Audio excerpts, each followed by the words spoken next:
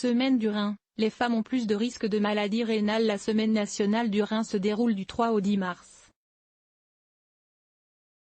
Des dépistages gratuits permettent de vérifier le bon fonctionnement de sa fonction rénale.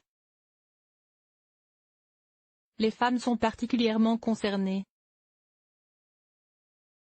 Les organisateurs de la Semaine nationale du rein ont choisi, cette année, de s'intéresser plus particulièrement à la fonction rénale des femmes. En France, l'insuffisance rénale touche 12% des hommes, mais 14% des femmes.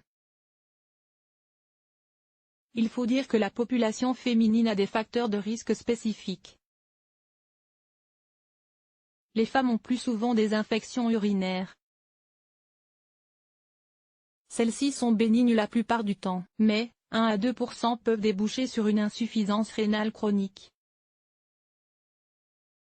Par ailleurs, la grossesse est une période particulièrement délicate avec davantage d'infections urinaires, un risque de prééclampsie, hypertension artérielle et protéines dans les urines, et un risque de défaillance rénale lors d'une hémorragie de la délivrance. Au total, une femme enceinte a un risque multiplié par 5 ou 6 de maladies rénales, estime le docteur Isabelle Tostivin, néphrologue à l'hôpital de La Pitié-Salpêtrière, Paris. Autre spécificité, les femmes ne boivent en général pas assez au cours de la journée, ce qui peut fatiguer les reins.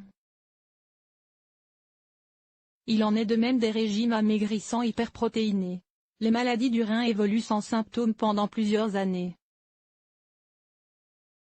D'où l'importance d'un dépistage précoce.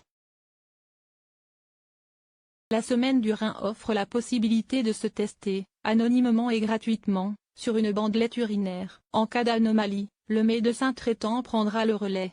Il pourra prescrire un dosage sanguin de la créatinine afin de vérifier la fonction rénale. Pour connaître les lieux de dépistage partout en France, rendez-vous sur le site de L.